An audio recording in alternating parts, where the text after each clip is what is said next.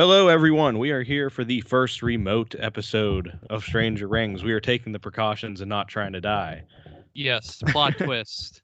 We're being responsible citizens. Shout out to us. Yeah, so the show will go on, as Vince McMahon says, because he doesn't believe in sickness. True. Until now, which is the first thing that forced him to drop WrestleMania to 2 days. Yeah, so he's actually going to profit off of this sickness, I guess, because people are going to be watching this shit for 2 days. Yep. Smart. Stay finessing, Vince McMahon. Stay finessing. Well, it might average out since there's not going to be any tickets now. They have to refund everybody. True. Oh, yeah, they're fucked. You know, they said they're going to probably do it from multiple locations. Like, Really? allegedly is what that's the rumor. Like, so maybe filming it from different places, and we'll see how real that is. But who would have ever thought that the first WrestleMania, well, there was one in 2 locations before, correct? 3 locations, WrestleMania 2. They had in New York, Chicago, and LA, which I'm honestly surprised that they haven't tried to imitate that again. Yeah, I would think they'd split it in half, but who would think that the first one would be probably Stamford, Connecticut headquarters and the Performance Center? Yeah, it's going to be some wild stuff. I guess Madison Square Garden was rumored as well, but I don't know. I think that's just a rumor because why the fuck would they book Madison Square Garden in front of 0 people? Yeah, I don't know. Crazier things have happened, though, I guess. So I never thought that there'd be a WrestleMania in front of 0 people, but here we are. I was thinking about jumping on doing the emergency podcast if it was canceled, but now that they're just changing a bunch of shit, I don't even know what's going on anymore. Yeah. But did we introduce ourselves? I don't know if we did. I don't think we did. We're bewildered with excitement right now. Yes, it's unbelievable, but it doesn't surprise me, as my high school football coach would say. But I'm Corey. Tom is on the other line. We are in remote locations. We are staying safe, as everybody else should. Stay in your house. Don't fucking go out and go to the beaches like everybody in Clearwater, Florida that I saw. Oh, did you see that one guy with the backwards baseball cap that was saying, like on CBS News? No, I didn't. Yeah, he was like, dude, I don't even care if I get it. I'm just here to party. Well, I mean, the world needs heroes, and he is one of them. Another hero, though, in the wrestling business, now that I have reviewed this, is Kevin Federline. Yes. K-Fed, man, I was pleasantly surprised with this. I really was.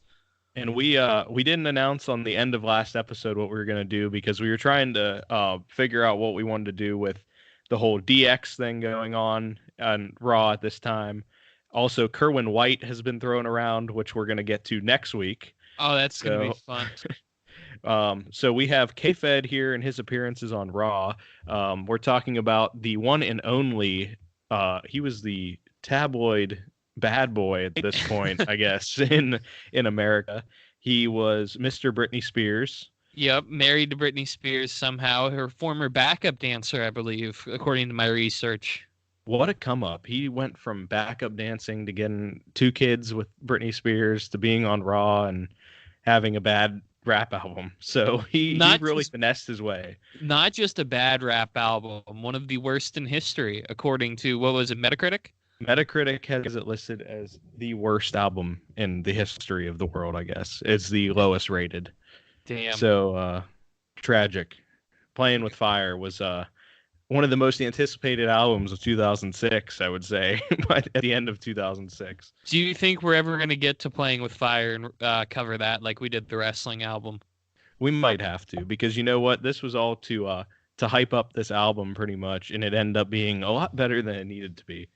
Yeah, the storyline, not the album. No, not the album. The album was bad.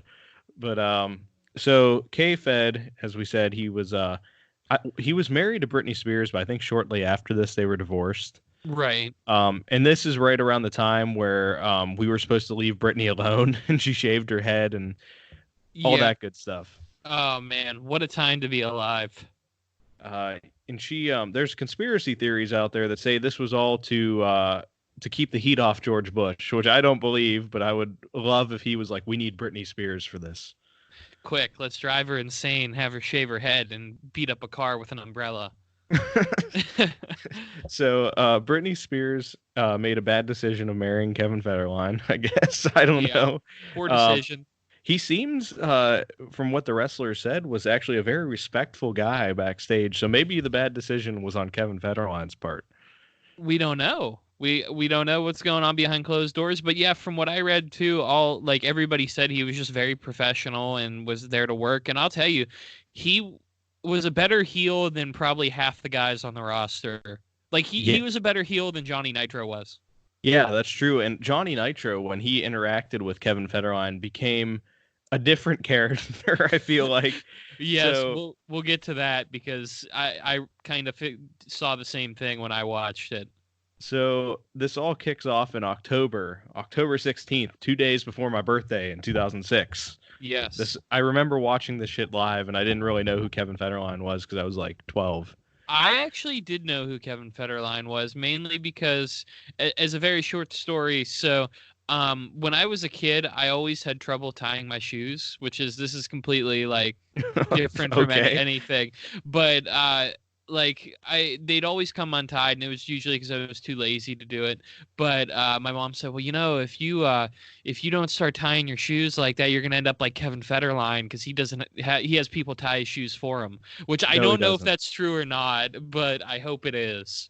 Maybe he just wears the strap shoes because he had the Air Force Ones, I believe, which come with the strap. See, I had the strap shoes too because I was, like I said, I was a lazy little kid. But yeah, so I didn't end up like Kevin Federline. I did tie my shoes appropriately, but but I love how your mom put fear into you that you would end up like Kevin Federline. Oh God. Speaking of tying shoes, though, I still don't know how to do the fucking loop around. I just do the 2 loops and do it. I've never figured it out, so I might just be half stupid. I don't know. You got to do the loop-de-loop and pull, and then your shoes are looking cool. Yeah, see, I never subscribed to that. I just did the bunny ears and spun them around. So maybe I was left behind in first grade. It's fine. We got to get. I want to get Kevin Federline in on this podcast and be like, "Excuse me, sir, do you know how to tie your shoes?" I wonder what he really is doing now because I looked at his Wikipedia really quick. He never had another album, so I don't blame him. So I saw that he was on a couple weight loss shows, I guess, afterwards. But good for besides him. that, he is just, I don't know what was happening. I want to say he made some kind of headlines like a couple years ago, and I don't remember what it was for. Yeah, he's retired from public life. Maybe he got the children from Britney Spears. Maybe that's what it was. I'm not sure. He might have. I know there's some issues there I wish Britney good luck because I know she's had her mental health issues in the past. But back to K-Fed, do you think he played this character up on, like, the character he played on the wrestling show? Do you think that was just a natural extension of his personality, like he was a dickhead in real life, or he really just said, okay, well, I could get more people like seeing what I do if I act like a jackass? I think it was probably a persona because they said he was very respectful backstage. Right. So maybe he was just like, the media, the paparazzi had created this persona for him, and he just kind of ran with it and made the money off of it, is what it seems like. Right, and he kind of cut a promo about that too later in the storyline. Yeah, it's some foreshadowing right there. He does explain how the tabloids have created K-Fed, and he's Kevin Federline later. But yes. So he's introduced here on Raw. On October 16th via Melina and Nitro, who are half of M&M, because I think this was around the time that Joey Mercury had his face blown off. That was in December. It was after that. I think Joey was hurt for some other reason. He was out, so Nitro was being pushed on Raw in the mid card. They had a lot of potential here. Nitro and Melina. Melina was very, very good at that point. Nitro was good in the ring. Yeah, he definitely was. He had nice abs, I guess. He is a very cardiovascular, and he has great conditioning, and he's in great shape. He could be a bodybuilder if he wanted to. He's very lean. Right. He did play the character well. He did. He did look like somebody like that would be followed around by paparazzi, I guess. But, yeah, and they came out like their entrance. They look like stars coming out. They do. They had the cameramen too, which really fit in with K-Fed. This was a perfect person to bring him in with. It was. Whoever came up with that on the creative team gets a gold star. Yeah, so I mean, it works out. Melina and Nitro during this a first promo on the show, they're talking about how they have a celebrity coming that's going to shock the world. He's the shock master. K-Fed just comes bursting through a wall, falling. Oh my God, I would have loved that. But they're like, "Who is it? Who is it?" And he's like, "We'll let you know when the time is right." And of course, they're going to do it out in the middle of the ring, right? Not backstage. So then Melina and Nitro come to the ring, and we need to touch on Nitro, who may also make a run for the Mount Rushmore of fashion and wrestling history. Oh, yeah, he was Fashion Watch right here. I had a lot of K-Fed on Fashion Watch, not so much Nitro, but I was respecting his drip. Yes. Johnny Nitro, who we should mention, he's had like 38 names. He was John Morrison. He was Johnny Impact. Johnny Mundo. Johnny Alpha. John Hennigan. Boone the Bounty Hunter. Which was his movie that I want to watch because he made it sound fun on some podcasts I listen to, but I don't know. Yeah, but he's had a bunch of names. So this is John Morrison, I guess would be the most common. Right. But this is him before he was anointed the second coming of Jim Morrison. Yes, before that, and at this point, he was just a mid-card heel. Just lost the Intercontinental title to Jeff Hardy. He was feuding with Jeff Hardy, so this all was kind of weird. Yeah, he's just like a sleazy kind of generic heel, Hollywood heel. Right. But as you were talking about his drip, he had the like male version of Miss Me jeans, and then he had a button-up like shit colored t-shirt. It was like a goose shit green, and his fur coat. So he was coming out with quite the look. He's rivaling Taz here when he was looking like a pumpkin.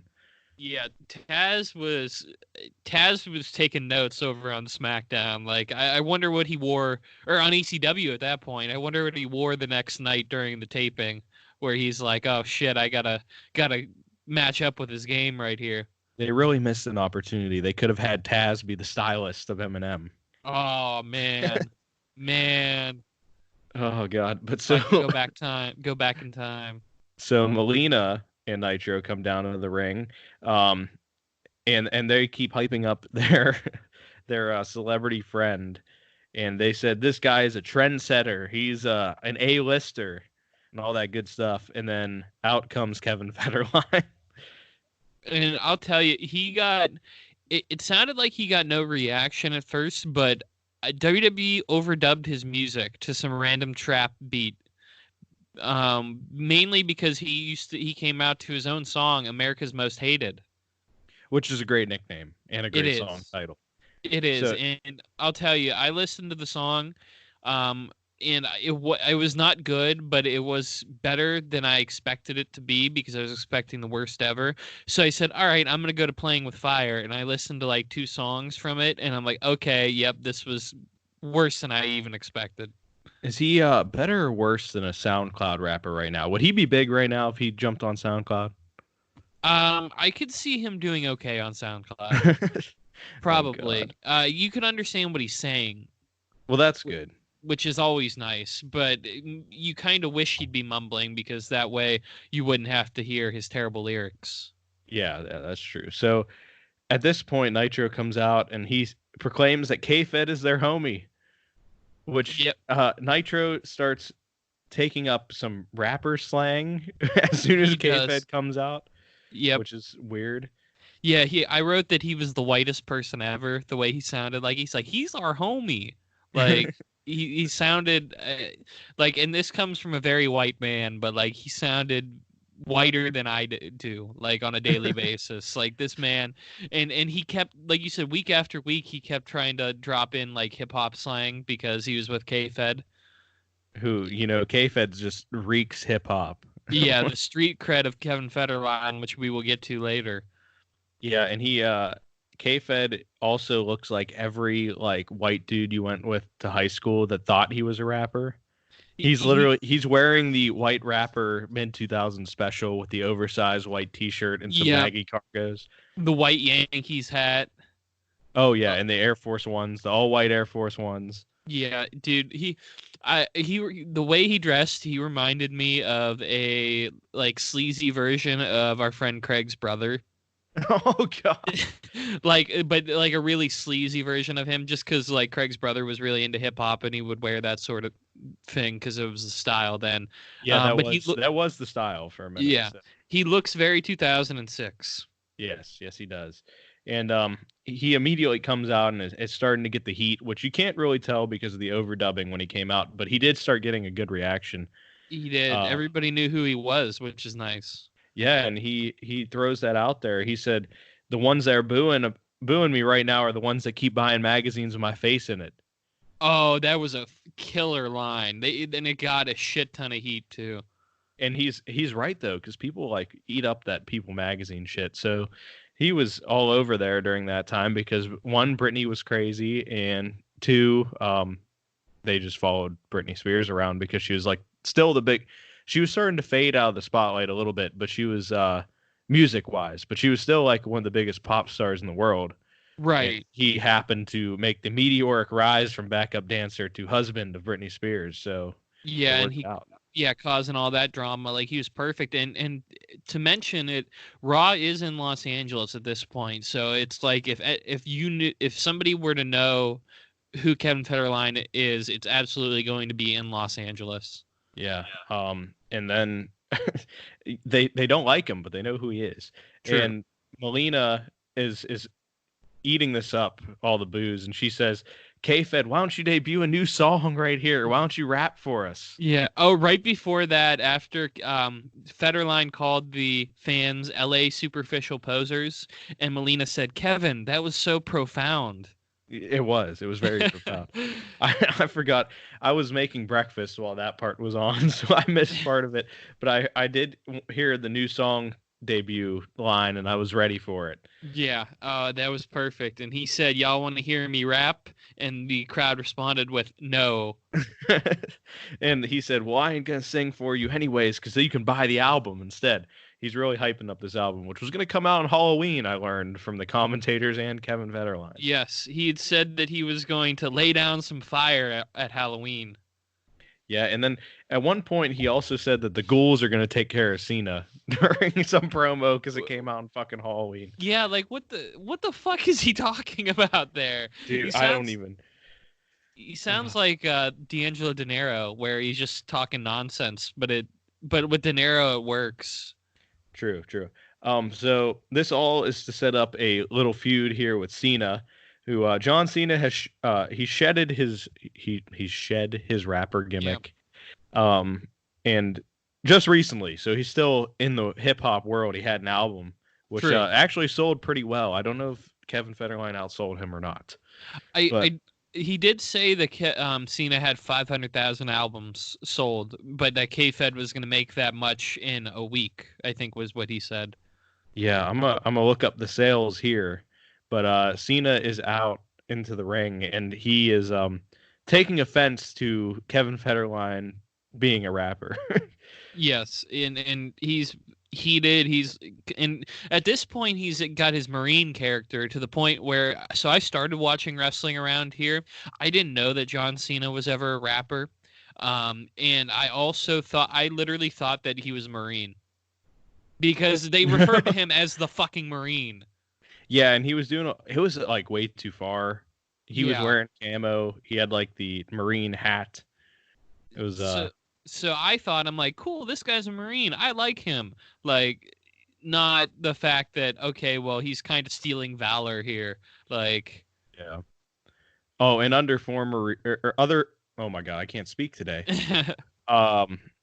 Under further review, Playing with Fire sold 16,000 copies as of January 2007, and only 6,000 in its first week. Wow. That shit bombed critically and commercially. Damn. But K-Fed will live in our hearts here as wrestling fans because he was the man. He's a friend of the podcast. He is. So Cena said that, K-Fed has decided he won't rap, and he doesn't want the fans to be cheated out of this. So Cena says that he's a little rusty, but he can rap tonight. Ooh, I was so excited. Yes, this is one of the last Cena raps for a long time. I would say that I at least remember. Yeah, because he cut it because he had all of his funny like jokes, like which were hit or miss, but his raps were always good. Oh yeah, the raps always delivered. He always had some really mean lines to whoever he was talking about, like calling Kevin Federline the world's biggest scumbag, which was probably true at that point. Yeah, and it was a very mild insult for Cena rapping too. It was. Because he rapped on him for a while. He said that he was he had John Cena street cred and less talent than Paris Hilton. Yes, and then he drops the two worst lines that you could possibly drop on Nitro and Kevin Federline here. He said that he's something along the lines that he's was in the Marine, but Nitro likes seamen. Damn. But he did not put his two words. He just let it go together. So we are being led to believe that Nitro is a fan of the Navy. Yeah. And then he tells K-Fed that if he wasn't around, he'd be spearing Britney. So he just murders him in one line. That was fucking beautiful. I remembered that line too. Like when he was starting to say it, I'm like, wait a minute. I watched this live and I remember this. Fantastic. Oh, yeah. I remember that too. It was ridiculous. Savage. But Cena is so fucking over in this segment. I know. It was weird, like, to hear a whole crowd actually cheer for him. Yeah, this was still around the time where probably 80% of the crowd was into Cena. Right. So it works, and that was a good time, and he raps. So even the people that don't like him, if he's rapping, they'll cheer for it. Right. It's like Mania 35 when he came out against Elias. Yeah. Anytime Cena can rap, especially the one against The Rock, was very good too. Oh yes, it was. So then for some reason, is this the same one where Vince McMahon comes out and all the champions?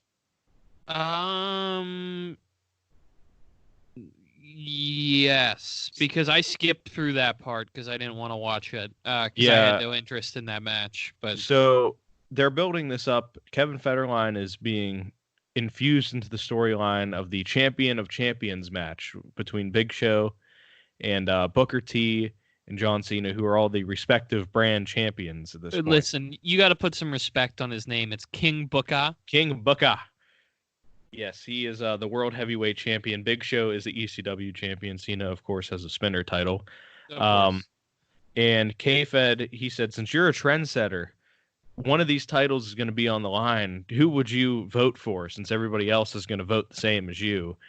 And, of course, he picked Cena's title because, Cena just bitched him out there on the rap. Right. And then Cena looked like iconic moment. Yeah, Cena looked like he was going to beat his ass. He threw the title down. He'd already laid out Nitro earlier. Like, he laid him out with the right hand. So Nitro was nowhere to be seen. And Cena looked like he was going to lay him out, but then he goes to shake his hand instead. Like a good baby face. But then pulled him in, and he gave him the big FU.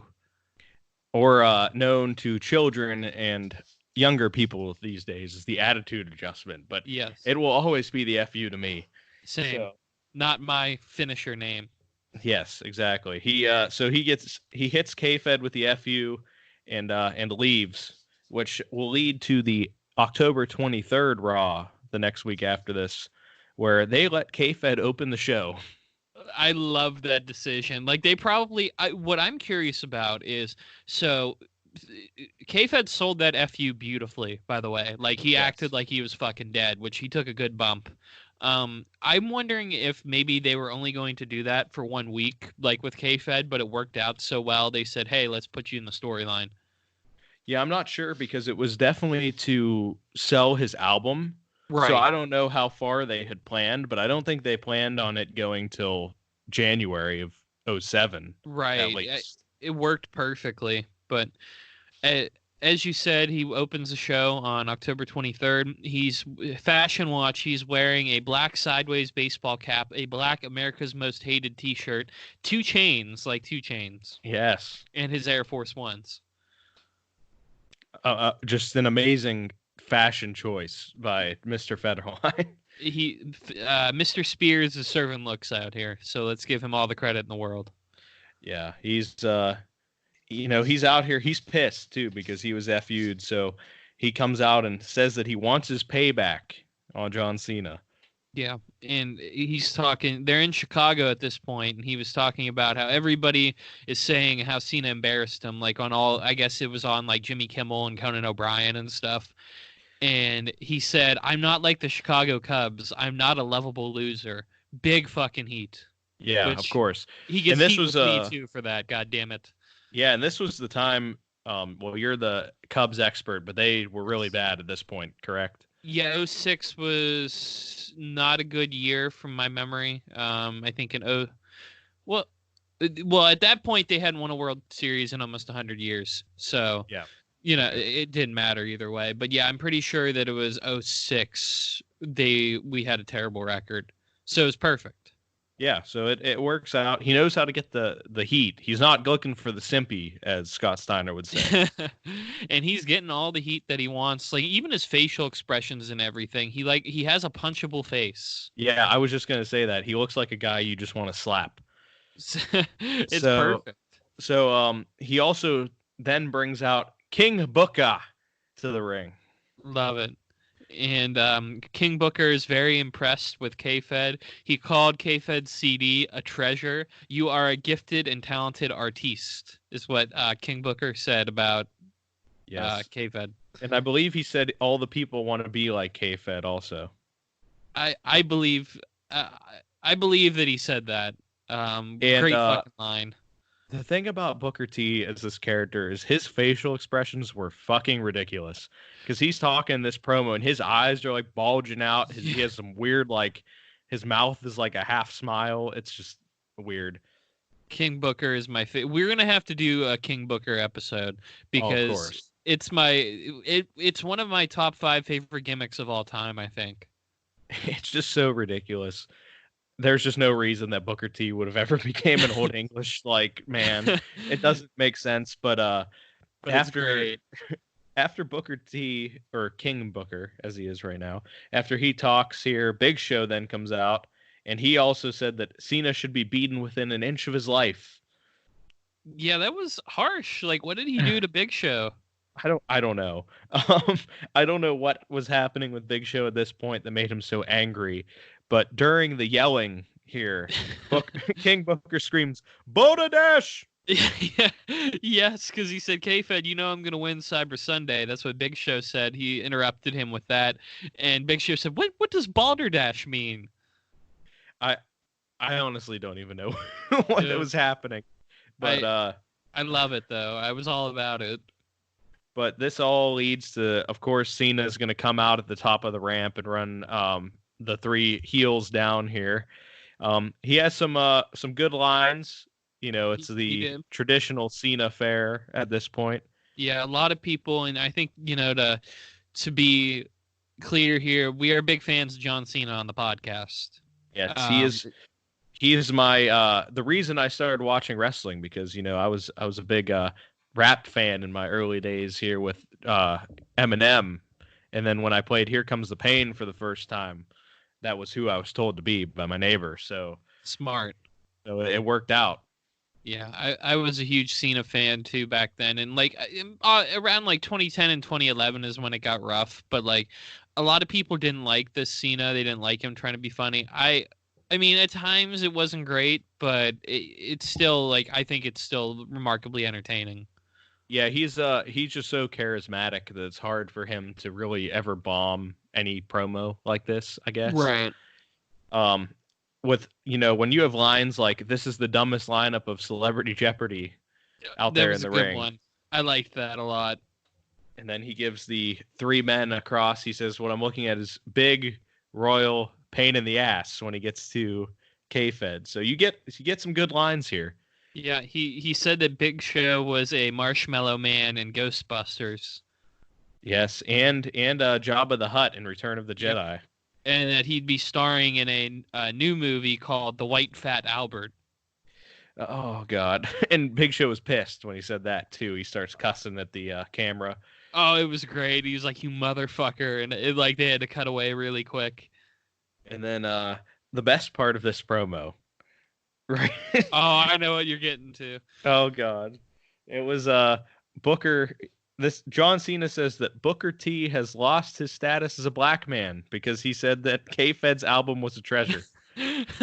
And then to confirm this, we get Ron Simmons comes out to the stage, stands out there, got his Cyber Sunday T-shirt on, of course, and he says the one word that has made him famous, "Damn," to confirm, to officially confiscate Booker T's black card, according to John Cena. Jesus God. Yep. Don't even. It's ridiculous. I don't know where to go with that, but it happened. No, it did happen. That kind of ends the promo there, and they move to K-Fed and Nitro backstage later in the show, where I guess at some point here that K-Fed starred in an episode of CSI. I love that. I had no idea, but I love it. And they mentioned that earlier when he was on his way to the ring, but Nitro was like, "Man, I watched your CSI episode. It was great." So fantastic. He said you're a much better actor than John Cena, which I don't believe. No, especially not now. Yeah, like he's getting into some serious movies, and you got fucking K-Fed out here. Even though K-Fed, he does have some great facial expressions. I'll give it to him. Yeah, K-Fed did play his character well. But Cena, the biggest tragedy of all of this coronavirus stuff happening in the entertainment world is that Fast 9 had been pushed back a year now. Did it really? Yes, and John Cena was he's starring in it as Vin Diesel's storyline brother. John Diesel. Yes, John Cena is the storyline brother and the bad guy in the new Fast 9. A bad guy, John Cena. He's the bad guy, yes. I love it. I still am not going to watch it, but I at least respect the move making Cena a heel. I've watched 8 of them, so I'm just gonna watch the next 2 and get through it. But they get more unrealistic as it goes each time. So I just love that The Rock redirected a torpedo with his hands. That was the last one. Yep. Now we have in this one in the trailer, John Cena launched his car off a mountain into like this river was in between the other mountain and the woman bad guy just drove a plane over and magnetically grabbed Cena's car. No way. Yep, that happened. So, what the hell? And then there's some kind of bullshit where it was like Vin Diesel had his car do a Tarzan swing between the 2 fucking mountains. I don't even know. It's just getting way out there. So, are they eventually just going to let the blank set in and somebody's going to be paralyzed? They can feel everything, but they can't move a muscle. Yes, exactly. I don't know where they go from this. All I know is that the girl in the last movie shot Vin Diesel's fucking baby mama right in front of him, which was a savage move to get her over as a heel. Yes, it's how you get over heels. Like they got baby mama's getting killed, and here we have K-Fed saying John Cena's whack, dude. Yeah, exactly. And that he's going to sell 500,000 albums in a day, which didn't happen, as we found out a little earlier. No, he didn't even sell he sold a fraction of what Cena did. Oh my God, that's so bad. I'm trying to think of how many albums, like just anybody that's unknown sells. Probably 1,000. Yeah. We'll see. I think Eminem's first one was a couple hundred, and that was completely unknown. And now, of course, it's sold more. Yeah, than early or mid '90s. So yeah, and then this time you had iTunes around at this point, so it was starting to become easier to buy albums. So that doesn't even help K-Fed's argument. No, you hate to see it. Tough scene all around for K-Fed. Yeah, very, very bad. I feel bad for him. But Nitro and Cena are going to face off here. later in the night, which this is the first time we see K-Fed get physical in in the ring. First, which is good. I did want to mention that this is where they had where K-Fed said, "We'll let the ghouls and the ghosts deal with Cena." He mentioned that they both tried to act like rappers when Johnny Nitro said "damn straight, yo," and K-Fed said, "Just know that payback is a mother." Yeah, it's a mother. And he said it pretty much exactly how I said it as well, because it's K-Fed. Yeah, so all that led up to Nitro and Cena facing off on Raw that night, and we didn't really watch the whole match, did you? I watched parts of it where it was near the end. Like, I just wrote that K-Fed hit him with the most savage gesture of them all, the double thumbs down. Yes, yeah, that's what got Randy out of Evolution. So you gotta watch. Yes. He also slapped the fuck out of John Cena. He did, and then that was a great spot because before Cena could retaliate, K-Fed laid it in with this slap. I mean, he went straight up strong style Kevin Federline. He's lucky that Cena didn't fucking just black out because he slapped the fuck out of him. If you hit him in the ear like that. Oh man, getting hit in the ear is the worst. Oh my god, that was like the most. That might be the hardest slap I've ever seen in wrestling. Honest to God. Oh, I don't know if I go that from a celebrity at least. Oh, 100% from a celebrity. He fucking laid it in there, and the spot, as you were saying, was great. So yeah, and then Nitro came in with the tope as soon as Cena went to chase K-Fed, so it cut him off. Then Cena squashed K-Fed, or not K-Fed, he squashed Nitro essentially. And we get the good stuff with K-Fed slowly backing up with his hands up like, hey man, it's all good, we're all good. And Cena menaces him all the way up the ramp. And K-Fed does the beautiful horror movie trip at the end of it. Yes, the horror movie trip, and then he scrambles backwards in fear, only to have King and Booker and the Big Show come out because everybody wants to be in Kevin Federline's corner. Yes, they were vying over Kevin Federline's affection. Yeah, so Booker and Big Show end up beating the shit out of Cena, only for Booker to turn on Big Show and hit the bookend. Which was great. Did you notice K-Fed throwing gang signs when he was behind the two after he finally he knew he wasn't going to get beat up by Cena? Yeah, he was just on the ramp fucking throwing gestures out there for no reason. It was beautiful. Great. It was good stuff. It was good stuff. So yeah, that all happens, and then the next week on Raw, I believe Kevin Federline is not there because his album comes out the next day. Yeah, I didn't get this Raw because I didn't see the K-Fed was on, and K-Fed is the one that draws the ratings for me. Yes. Yeah, so I just saw it real quick because they incorporated the voting of Cyber Sunday into this, and they had Coach fight Cena. I did see that. You know what? I did. I think I might have fallen asleep or something, but I did see Cena get beat up, or Coachman get beat up by Cena.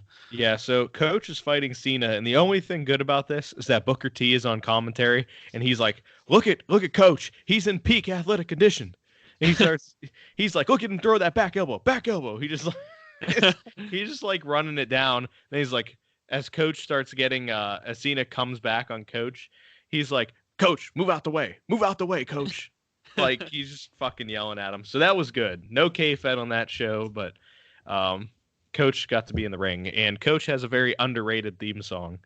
So he does. I love Coach's theme song. And Booker T should be like that on commentary. He shouldn't be normal Booker T on commentary. Right. He needs to be like what was his TNA one? Was he Black Snow or Chet Lemon? He is Black Snow. Oh my god. Where you couldn't understand a word he was saying.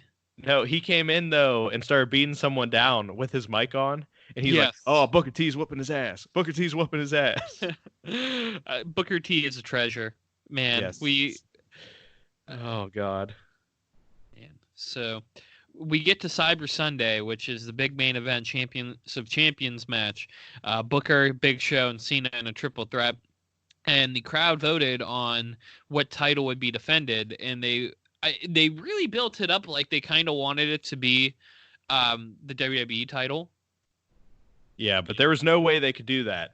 Yeah, he's the only face in the matchup. So instead, the World Heavyweight title gets voted on because nobody cares about the ECW title. Exactly. So the World Heavyweight title is on the line, which of course means that Booker has to win the match. Did you watch this match? I skimmed to the parts where K-Fed came down, like near the end. I did too. Okay, good. Because I was not convinced to watch this match by WWE. No, there was some fun spots at the end, though. So there was.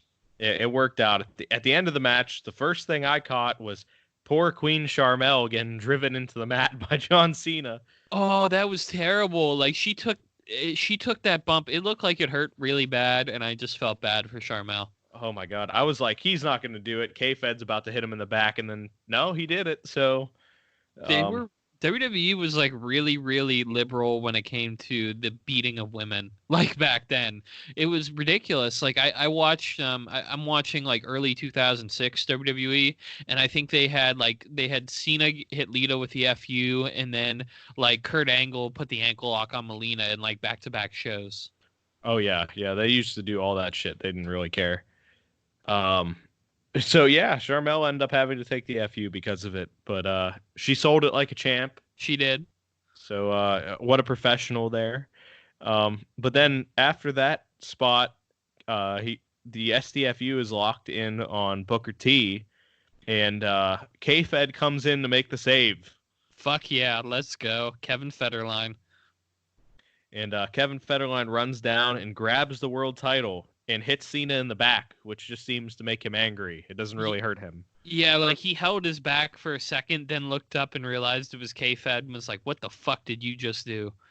Yeah, and as he chases K-Fed off, Booker T grabs the world title, hits Cena in the head, and pins him. So Booker T, King Booker, is able to retain his title. Yep, and he is the champion of champions now. And after the match, K-Fed gets back in the ring, and he does the "you can't see me" gesture after making sure that Cena was like knocked out completely. Yeah, he like waved over his face first, but it was beautiful. Oh my god, it was a good heel moment. Yeah. And so that leads to the next night on Raw, where K-Fed is trash talking John Cena. And I believe it was over. This was via satellite. He went to rock on him. Yeah, it wasn't live via satellite though. No, pre-recorded. They got all of his acting in, and what did you think of this promo? Because I was a fan. It was good. It was definitely a little robotic. He wasn't very comfortable, I don't think, with the taping of it. There was a lot of long pauses. Yeah, I liked his facial expressions during them though. Yes, he looked like just an asshole. Like he played his character so well. Yeah, he did. Like I think that, like you said, he was more, which is weird. Like he was more comfortable in front of a live audience. Yeah, he definitely liked to feed off the crowd. It looked like as he went through, and the pre-tape probably just was weird because he probably had to like send it in like somebody from his team, like because they didn't, they probably didn't have him in Connecticut or whatever for it. So it was probably just a weird situation for him to be in, but he does get his shit in here. He does. So. He tells John Cena, he said, "I ain't through with you yet, son." Yeah, he's not. He's not done with him. Yeah. And the fans liked his actions Sunday, he claims, and they also like his album, which is a false statement. As we see now. Not true. Not true whatsoever. It's already been out a week, and you've probably sold about 6,000 copies at that point. And how many of those went from Kevin Federline's friends and Britney Spears, who, by the way, was the fucking executive producer of his album. Really? Yes, it said it on Wikipedia, so you know it has to be true.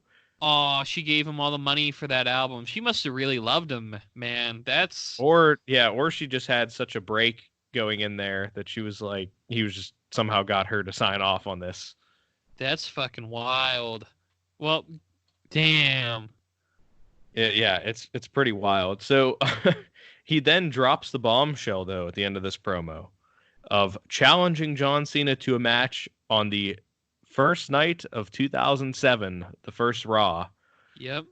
And Where was that? In Miami, because that's one of the many places that him and Britney live. An excellent fucking line. Like, that was so good.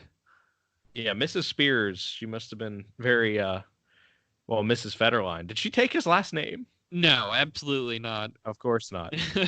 So, Mr. Spears here spitting the truth on John Cena and challenging him because he ain't no bitch. Yep, amazing. And K-Fed said, when it comes to rapping, you can't touch me. And when it comes to fighting, you can't see me. Damn. Yeah. Damn. Some good lines. K-Fed. Very good stuff here from K-Fed. And then he disappears for a while. Yeah, he's in training.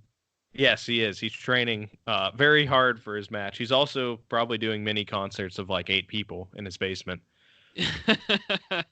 Yeah, he tried to get in the local bars, but nobody was having him. They were like, "We don't know who you are, son." He was like, "But look at People Magazine. I'm right here." So he disappears for like 5 weeks following that promo. Yeah. And he returns on the December 18th Raw. Just randomly shows up backstage. Yeah, and this is given enough time for Cena to start feuding with Umaga. Yes. The crazy savage character of Umaga who has painted on facial tattoos. Excellent. And they never would come off during matches. Incredible. No, that was actually wild. They never came off. So K-Fed comes down to the ring here on the December 18th Raw, and he yells, "Y'all can't stand K-Fed." Yeah, and that was after JR introduced him, Jim Ross, and he thanked him. Oh yes. And he was like, "You can't stand K-Fed. JR, you hate me. The fans hate me. Everybody hates me." It's true. A lot of people did not like K-Fed at this point. Mm-hmm. But then he goes on to this very woke promo about how the media created the K-Fed persona. He did, just so people could get their jokes in. Yeah, and just to sell some magazines, some National Enquirers and everything. And, K-Fed, man, he was going hard here. Like, this promo was completely different to all of his other ones. Yeah, he's starting to talk about the real Kevin Federline and how he takes pride in shocking the world. A great line. Great line. Which I don't know how he has shocked the world before this. But I don't know. Does. But I loved it. Coming weeks. Yeah, and he was surprisingly Fashion Watch was dressed nice here. He was, yes. He definitely had a new stylist for this promo. Yeah, he knew he had to get serious. He's it's like when you're a points fighter, you're like a knockout artist as a professional fighter, and then you become a points fighter. It's like you have to dress like really unprofessionally and then get serious and dress really nice, like Chris Jericho or The Miz or Jack Swagger. Oh yeah, for sure. K-Fed's up there, man. He's up there. He is, and he finishes up this promo by saying he's gonna whoop Cena's ass, and then he said his name is Kevin Federline, bitch. And then he said, if I want some, and I'll get some.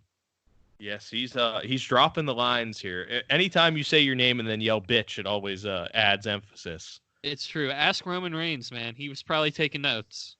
Yeah, they probably said, that K-Fed guy, if you can watch some of that, that'll get you over there. Yep. And even when K-Fed leaves, did you see him like start slapping the fans' hands away? Like hard as fuck? Because they were trying to give him a high five? Like, what a heel. Yes, he's all the way in on the persona. And I don't believe he's on the next Raw after that either. So this was his final build-up. Yeah, the next Raw was tribute to the troops, so it was filmed from Iraq. Yeah. They didn't want to fly him out there. Yeah, that was probably... Yeah, they probably would have maybe had a fatality there if they would have let K-Fed's album go out to Iraq. Yeah. Oh my gosh, they could have just used that as a weapon instead. That's his album could be used as a weapon against somebody. It's true. It's cruel and unusual punishment if they were to play that to somebody. So yeah. So this all leads up to the culmination here, the main event, starting off 2007 in a big way here. The first match of 2007 because they opened the show. Wild. Yep. And we get John Cena versus Kevin Federline, the match we all want to see. That's the match that you put on lights outside the building, so it works. And K-Fed is introduced by Lillian Garcia in maybe the best way I've ever heard. Beautiful. It was beautiful. Do you want to take it, or should I? You can. Go ahead. Okay. Let us know what K-Fed is here. He is a celebrated recording artist, television superstar, all-around entertainment mogul, Kevin Federline. He was also a dancer extraordinaire. Oh, that's right. See, there is so much that Kevin Federline does that I didn't even remember. He's such a talented guy that he is in all of these aspects of life at one time.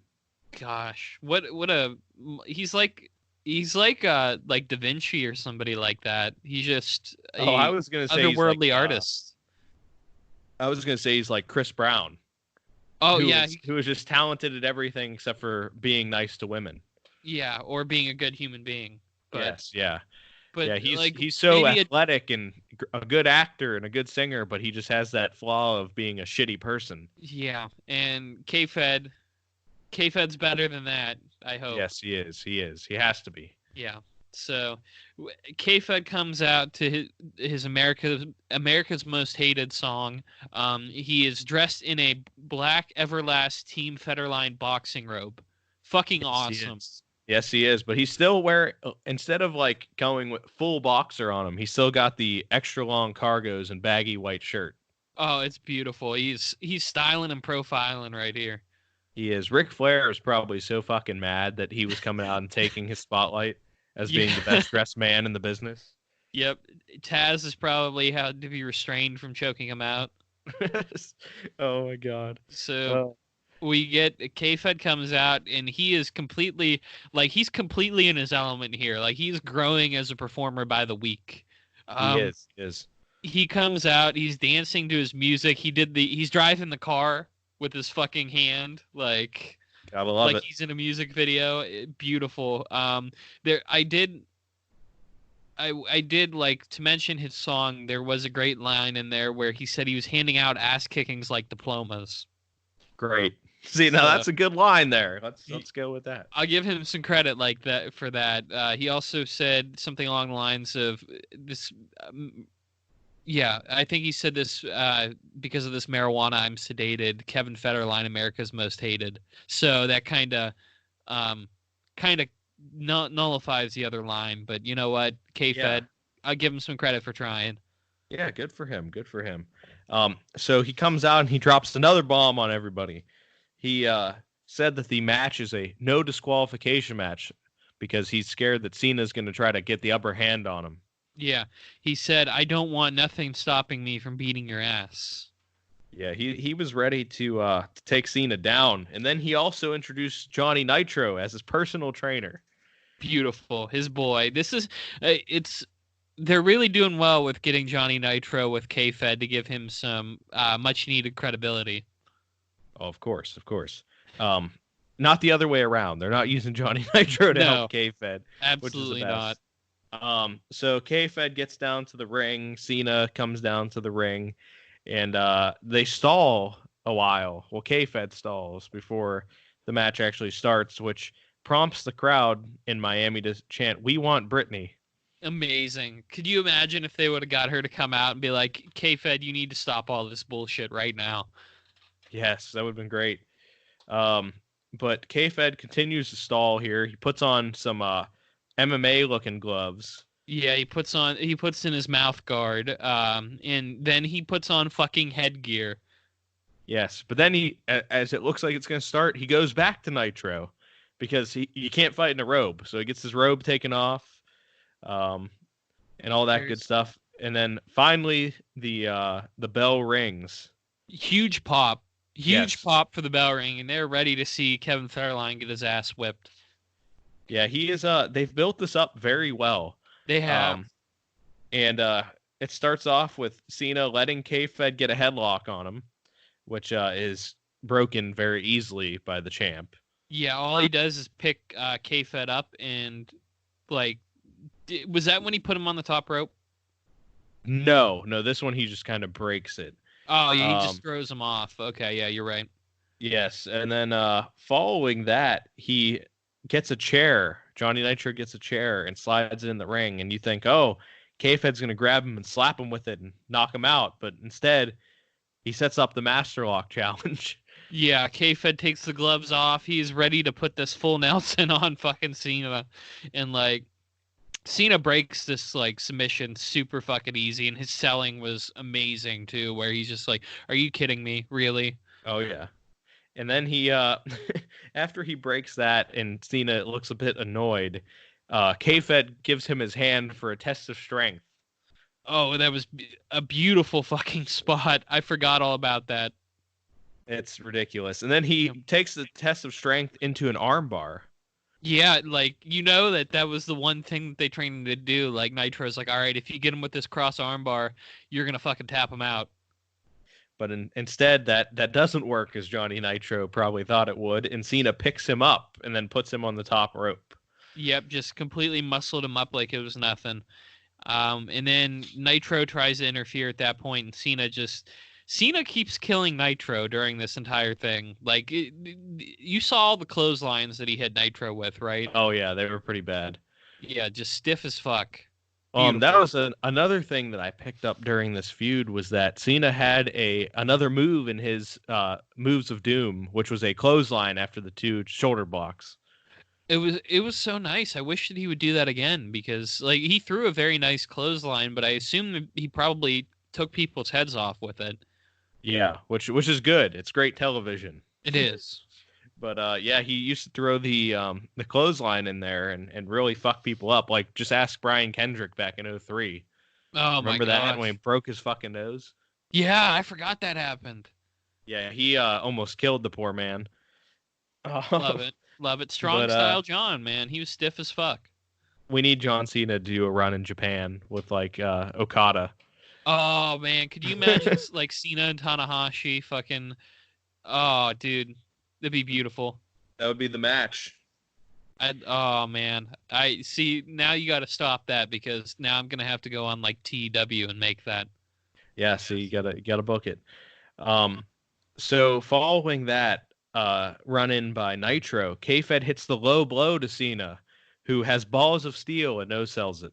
Yeah, like the kick was just apparently it was so weak that didn't even phase him. It was like he just got ball tapped. It was just a bit outside.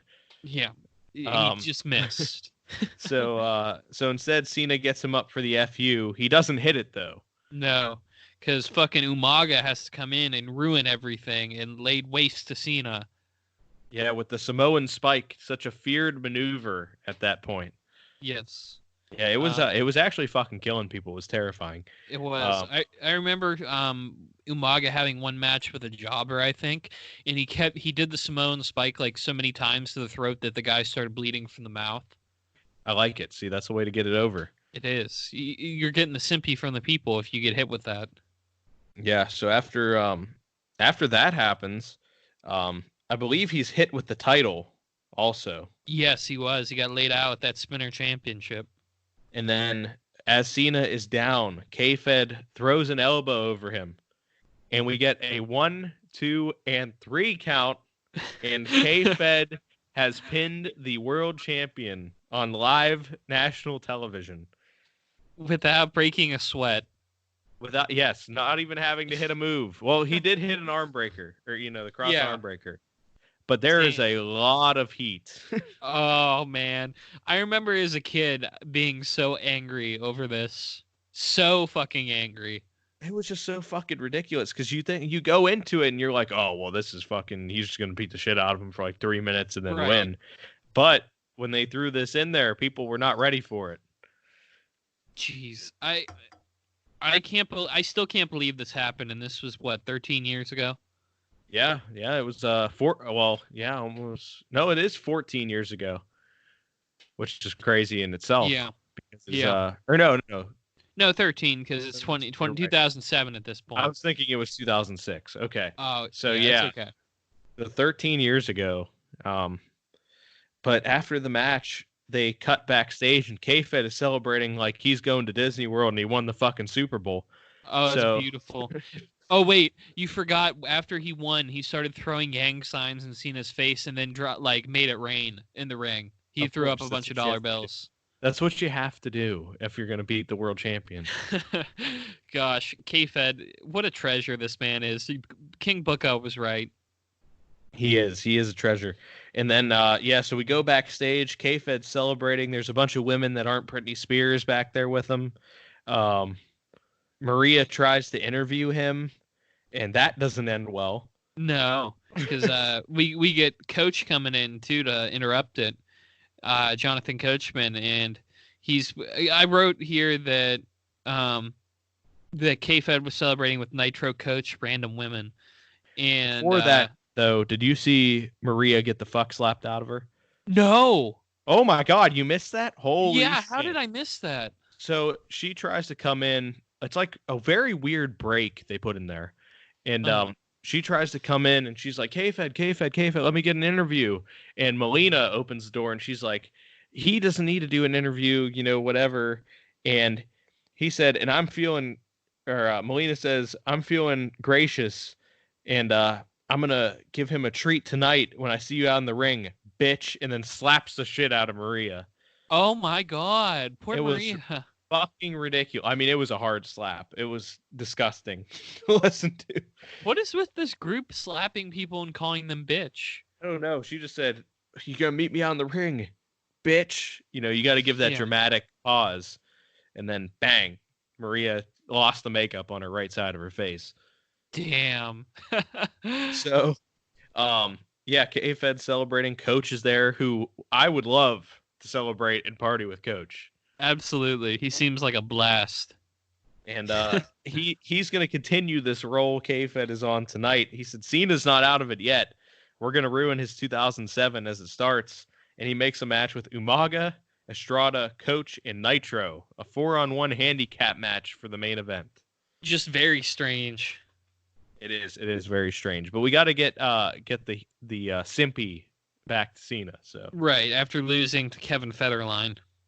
Yeah, and so later that night, we get the main event. Cena pulling double duty here, going against 4 other men with K-Fed on commentary. What did you think of K-Fed on commentary?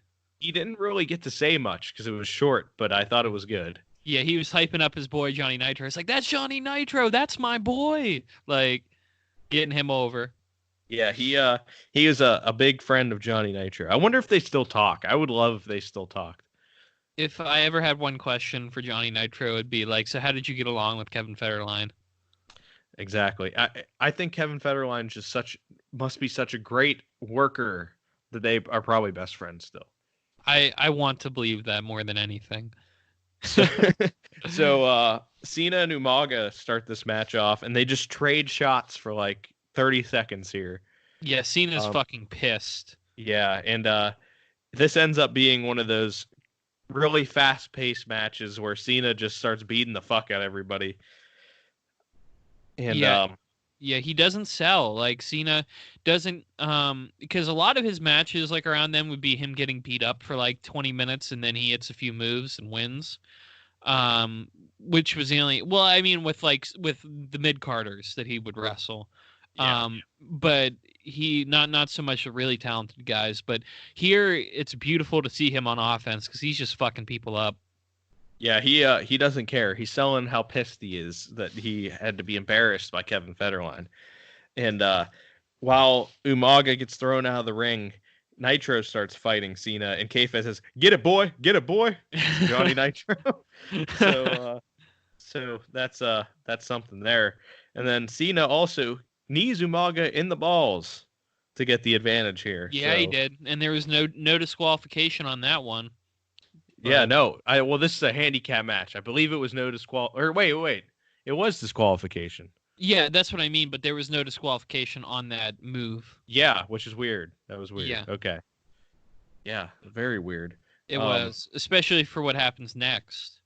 Yeah, Estrada and Coach are also thrown in the ring at this point. Yeah. And then Estrada is kicked in the balls when he has a chair, and the chair just lands on his head as he crumbles. I barely caught that part, but I laughed my ass off when I saw that. the way he had it over his head is like he just went to drop it, but it just fucking smacked him in the top of the head. Probably So had a big old goose egg. He just got put out by his own mistake. And then poor Umaga, this guy.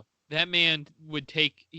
I watched him wrestle Kane, and he took like these ridiculous unprotected chair shots to the head, and this was 10 times worse than that. Yeah, this poor guy. Cena knows how to fucking throw weapon shots at people, especially the stairs. Oh, where he just chucks them at people. Oh yeah, beautiful. And 2 very mean unprotected chair shots to Umaga's head put him out. Yeah, very, very bad. But I loved Umaga's selling where like he went through the ropes, but he still landed on his feet. Like no matter how hard he got hit, he was not taken off his feet. Yeah, he was being very, very, very well. Like he was being built up as a monster. Yeah, he was so well protected.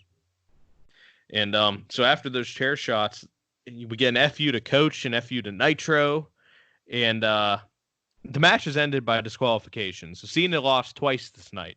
Yeah, which is very rare. Starting 0-2. Yeah, very rare. I don't think he probably lost 2 more matches consecutively the whole year. Yeah, I can't because he was the champion until September when he got hurt. Yeah, and he had got to hurt. vacate the belt. And that was October. October. This was in the middle of his like more than a year reign, correct? Yeah. Yes. So, yeah. So he has been disqualified, but he's laid waste to all 4 competitors. And then he goes for K-Fed in one swift motion through the ropes. Oh man, it was beautiful. Like he was like a lion attacking an antelope.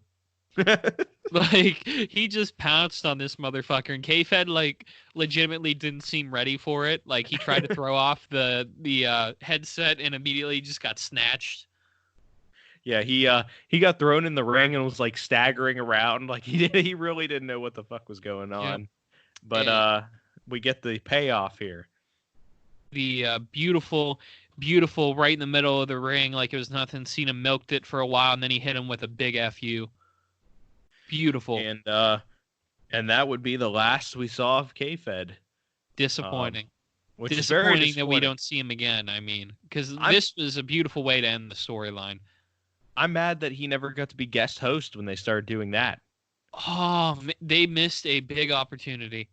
Yeah, now that I think about it, like we had some like dumb like people be the host. You should have brought him back in for the one time. Yeah, I mean if they can bring Bob Barker on to make it Price is Raw, then we should have Kevin Federline in the story.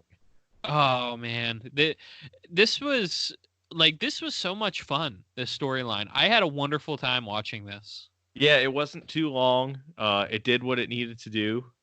Right. Kevin Federline played his role well. Nitro was a great person to bring him in with. Yeah.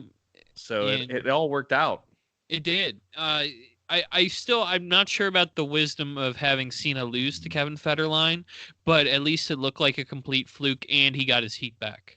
Yeah, and they used Umaga to get over in that. True. So you got more hate on Umaga for being the guy that made Cena lose to Kevin Federline. True. Cena never looked bad against Kevin Federline, even though he lost to him. Like Kevin Federline never had the upper hand. No, not at all. And he took 2 FUs during the feud. He did. So, and Cena no-sold his kick to the nuts. So. Which was great. So, all in all, probably my favorite celebrity appearance, maybe in the WWE at least for that era. Yeah, I would agree. Like until we find something else that might be better, because we're probably going to cover a few celebrity appearances. This was excellent. Like they did, and especially for somebody that isn't really that well known. I mean, especially now, like if you talk to kids like that, were probably nobody knows who Kevin Federline is anymore. No. But wild. And that's because Kevin Federline wasn't really ever a star to begin with, but also that Britney Spears just kind of like had a hiatus of like 7 years where she didn't have any music either. Right. So that didn't help him. Right, and then he kind of just fell to the wayside. He had his 15 minutes were up, but that man got the most out of him. Yeah, he did. He did, and he probably made a bunch of money for that, 7 appearances on Raw because he didn't make any off his album. No, not at all. So he was also I was reading parts of this that Kevin Federline was actually a decent celebrity at that point. Let me see what else he was in here because I have to bring this up. He is 41 years old now. Wow. So he would have been what, 20? He was 26, like 28, 27? Yeah. Wow. Or wait. Yeah, like 20. Yeah, somewhere around there. Wow. He did eventually divorce Britney Spears in 2007. So not that long after. Yeah, he's probably busy just being a father at this point because he has 6 kids. Oh wow. So, let me see here what else he was on following that. Yeah, so he was on CSI as Cole Pig Tritt. What? And then yeah, exactly. And then he was in One Tree Hill, which is a celebrated series among women, I believe. It was one of those, teen dramas. I think my brother was a big fan of it. Was he? Yeah. My girlfriend watched it back in the day. It was on for like 12 years. That was the basketball one, right? It started out. I don't really know. I think it followed Two Brothers or some bullshit. Yeah, probably that then. And he had a recurring role as Jason J. Federline. What? I don't know why. And then he was in American Pie direct to DVD, and then he was on Celebrity Fit Club and Excess Baggage. So wow. I guess he had some struggles with weight at some point. Wow. But he also, got to appear in a Weezer music video, Pork and Beans. So okay. Nice. So yeah. Wow. And it looks like he did a song called Hollywood in 2016. Really? Oh, I'm going to have to track that down. I don't know. It said that he had a guest appearance on a mixtape in 2008 and then one in 2016, which I believe is where this spawned from. So he has been keeping busy, I guess. Yeah, good for him, man. He's still out there kicking. If anybody knows how we can get in touch with Kevin Federline, please let us know. Yeah, I don't know what's going on with him now. Yeah, that would be great. I don't think there's anything else. I just tried to look at the news tab real quick. No K-Fed news. Disappointing. No, nothing really on there. Except that he, in 2019, accused Britney Spears' father of abusing their son. Oh, wow. Which sounds like something I don't know what happened there. Yeah, but that's a shame. Yeah, I don't know what happened, but he was standing up for his son, I guess. Yeah, good for K-Fed, man. K-Fed is... like, to conclude this, I think that K-Fed did a lot more than people expected him to do, even in his life. Like, everything, like the fact that this former backup dancer became so famous for, like, the year or whatever he was. And his stint with WWE, man, he did a lot more than what would have been expected of him. Yeah, and he's definitely an overachiever in pretty much every aspect of life, I would say. Yes. So that's good for him. That's a good rags to riches story for Kevin Federline. You love to see it. Love to see it. And I mean, even if he's not a good rapper, he was a good wrestling celebrity. Yes, perfect to have him on, and we're gonna definitely return to having celebrities in wrestling. Like, we're gonna do some coverage of that, but that's not gonna be for a little while because we have our next 4 episodes planned out, don't we? Yes. Next week, I believe we have settled on Kerwin White. Yes. Formerly known as Chavo Guerrero for this small time. He randomly identified as a white conservative male, like just randomly out of nowhere. Started bringing a golf cart to the ring, all that good stuff. Beautiful. And then after that, we start a 3-episode run on DX's reunion in 2006 on Raw. Beautiful. Like this was peak WWE fandom for me. Like when I was a kid, it's when I started watching, was when DX was fucking shit up on Raw.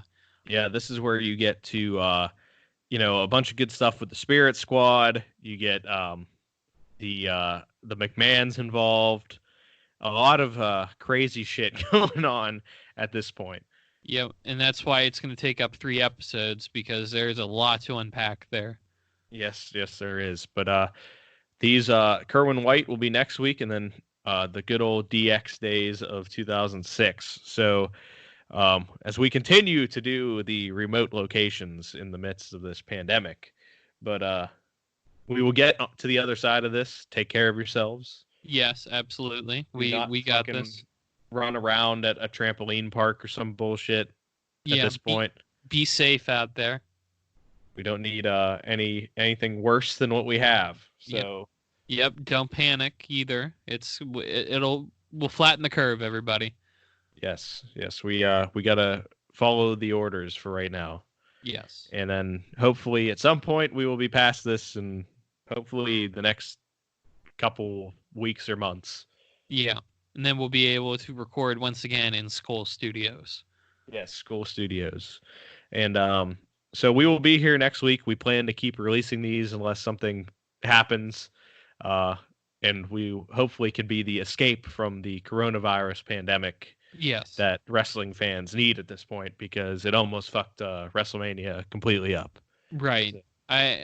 I'm excited to see what occurs for WrestleMania, to be quite honest. Like, it's going to be very hard without fans, but still, like, I'm not going to rule it out yet. Like, it could still be a very entertaining show regardless. Yeah, hopefully they still realize so many people are going to be watching the network at that point that they go all out, even though there's no real crowd in attendance. Right, and I think they will. So, yeah, should be good, should be fun. Kerwin White is next week. Until then, this was Stranger Rings. Please leave a review and follow us on Instagram at Stranger Rings Pod. And we will be back talking about the great Chavo Guerrero and his alter ego next week. Hell yeah.